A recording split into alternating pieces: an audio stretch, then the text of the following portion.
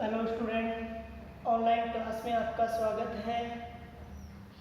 कक्षा 10 कक्षा 10वीं में प्रश्नावली 15वीं है, वृत्त की परिधि एवं क्षेत्रफल। तो सबसे पहले हम समझेंगे कि वृत्त की परिधि क्या होती है। जैसे मान लो किसी समतल में ये एक स्थिर बिंदु O है और इस स्थिर बिंदु O से समदूरस्थ बिंदु मान लो ये इस O से समदूरस्थ बिंदु है। इन समदूरस्थ बिंदुओं का बिंदु पथ, ये जो बिंदु पथ है, ये बिंदु पथ, ये इस वृत्त की परिधि कहलाता है।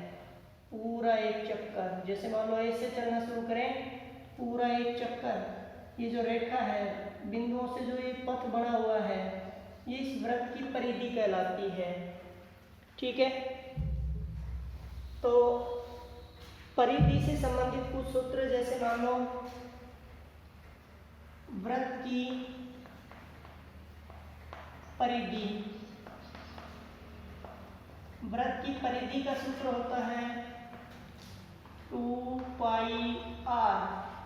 यहाँ पर पाई का मान 22/7, या हम इसको 3.14 भी लिख सकते हैं, और r वृत्त की त्रिज्या होती है। फिर आता है वृत्त का क्षेत्रफल। जैसे मान लो ये वृत्त की परिधि है, ये समतल में जितना क्षेत्र घेरती है, वृत्त की परिधि द्वारा समतल में घेरा गया क्षेत्र, ये जो क्षेत्र है, ये इस वृत्त का क्षेत्रफल कहलाता है। तो वृत्त का क्षेत्रफल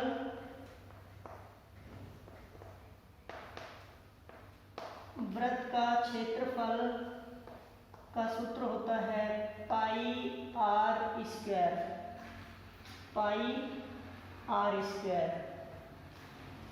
फिर अर्धवृत्त का क्षेत्रफल,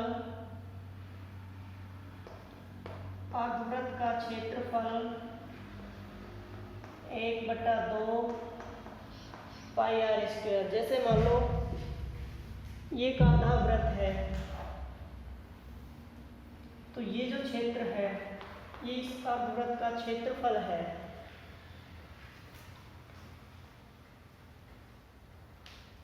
नंबर 4, अर्धवृत्त की परिधि।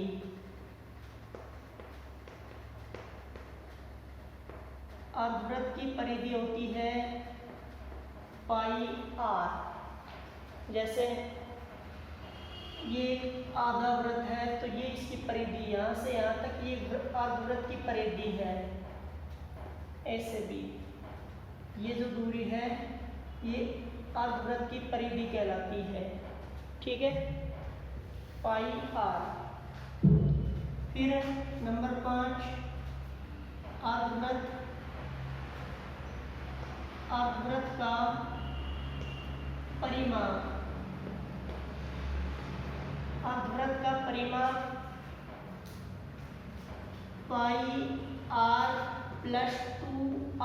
जैसे मान लो ये आधा वृत्त है और इसका परिमाप निकालना है, तो ये यहाँ से यहाँ तक की दूरी तो हो गई 2r, ये इसका व्यास हो गया, और ये आधी हो गई परिधि यानी πr। तो ये व्यास और आधी परिधि, पूरा एक चक्कर मान लो यहाँ से शुरू करें हम, यहाँ से 2r और आधी परिधि πr, तो दोनों का जोड़ πr+2r, ये अर्धवृत्त का परिमाप होता है। ठीक है, अब आता है इसमें नंबर 6, वृत्त के लघु त्रिज्यीय खंड का क्षेत्रफल। लघु त्रिज्य खंड का क्षेत्रफल। अब लघु त्रिज्य खंड का क्षेत्रफल पाई आर स्क्वायर थीटा बटा 360 डिग्री। जैसे मान लो ये एक वृत्त है और इसमें ये इसका केंद्र O है, ये दो त्रिज्याएं हैं OA OB, इन दोनों के बीच का भाग, ये दोनों त्रिज्याओं के बीच का जो भाग है ये वाला, ये लघु त्रिज्य खंड है। लघु त्रिज्य खंड, लघु त्रिज्य खंड है ये। इस भाग का क्षेत्रफल ज्ञात करने के लिए पाई आर स्क्वायर थीटा बटा 360, यहाँ ये थीटा है, थीटा का मान यहाँ कितना भी हो सकता है, उस मान को यहाँ रखना है। ये वृत्त की त्रिज्याएं हैं OA और OB, तो दो त्रिज्याओं के बीच का भाग त्रिज्य खंड कहलाता है। दो त्रिज्य खंड होते हैं, एक छोटा वाला भाग लघु त्रिज्य खंड और जो शेष बच गया वो बड़ा भाग है दीर्घ त्रिज्य खंड। क्योंकि इसमें यहाँ मान लो 60 डिग्री है तो बाकी जो कोण बचेगा वो 300 डिग्री का बचेगा, क्योंकि वृत्त के केंद्र पर 360 डिग्री का कोण होता है। ये अगर 60 डिग्री है तो ये 360 डिग्री है, 360 में से जब ये 60 डिग्री घटाएंगे तो ये शेष दीर्घ त्रिज्य खंड का 300 डिग्री का कोण हो जाएगा। तो इसके लिए लघु त्रिज्य खंड में ये थीटा काम आता है, तो दीर्घ त्रिज्य खंड में 360 माइनस थीटा ये काम आएगा। तो यहाँ नंबर 7 दीर्घ त्रिज्य खंड का क्षेत्रफल। दीर्घ त्रिज्य खंड का क्षेत्रफल ज्ञात करने के लिए यहाँ थीटा के स्थान पर 360 डिग्री माइनस थीटा उपयोग में लेंगे।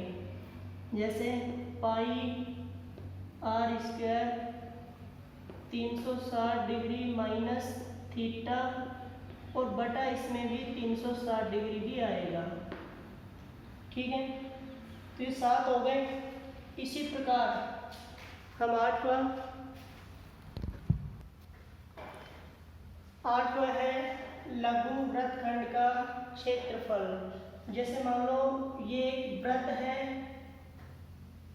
जिसका केंद्र O है और यदि इसमें एक जीवा खींच दी जाए AB, ये एक जीवा खींच दी, वृत्त की जीवा, वृत्त की परिधि पर स्थित दो बिंदुओं को मिलाने वाला रेखाखंड, ये वृत्त की जीवा है।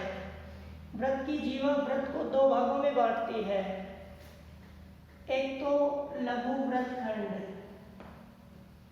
लघु वृत्तखंड, और एक जो ऊपर का बड़ा भाग बच गया इसको दीर्घ वृत्तखंड।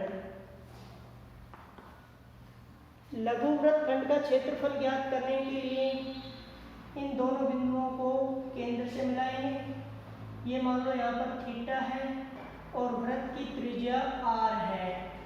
ठीक है, तो इस लघु वृत्तखंड का क्षेत्रफल ज्ञात करने के लिए, जिसको हमने छायांकित कर दिया है, इसके लिए सूत्र होता है पाई आर स्क्वायर थीटा बटा 360 degree minus 1/2 r square sine theta. अर्थात ये एक त्रिज्य खंड है और इस त्रिज्य खंड के क्षेत्रफल में से यदि इस त्रिभुज का क्षेत्रफल घटाएंगे तो ये छायांकित भाग का क्षेत्रफल आ जाएगा, जिसको लघु वृत्तखंड कहते हैं। ये लघु वृत्तखंड का क्षेत्रफल का सूत्र हो जाएगा। 9 नंबर। अब यदि हम दीर्घ वृत्तखंड का क्षेत्रफल ज्ञात करें, दीर्घ वृत्तखंड का क्षेत्रफल, ऊपर वाला दीर्घ वृत्तखंड है, दीर्घ वृत्तखंड। इस दीर्घ वृत्तखंड का क्षेत्रफल ज्ञात करने के लिए जब यहाँ लघु वृत्तखंड में थीटा है तो इसमें 360 माइनस थीटा हो जाएगा। तो इसका तरीका क्या है कि इस पूरे वृत्त का क्षेत्रफल निकाल करके उसमें से लघु वृत्तखंड का क्षेत्रफल घटा देंगे तो हमारे पास दीर्घ वृत्तखंड का क्षेत्रफल आ जाएगा। तो इसके लिए हम लिखेंगे दीर्घ वृत्तखंड का क्षेत्रफल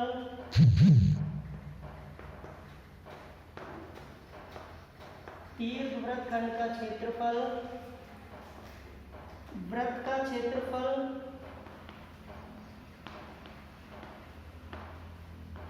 माइनस लघु वृत्तखंड का क्षेत्रफल।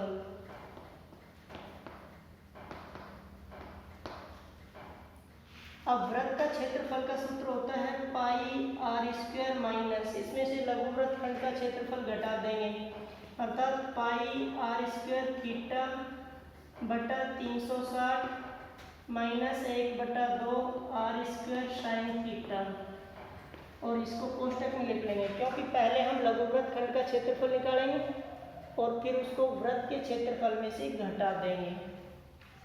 10 नंबर, जैसे मान लो किसी वृत्त में, ये मान लो एक वृत्त है, ये त्रिज्याओं के द्वारा बनाया गया खंड एक त्रिज्य खंड है, इसकी त्रिज्या दी गई है और इसमें चाप की लंबाई L दी गई है।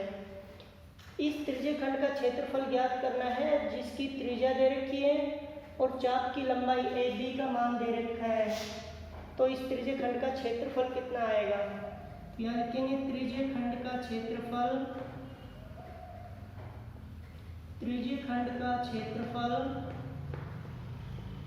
बराबर 1/2 गुणा L गुणा R।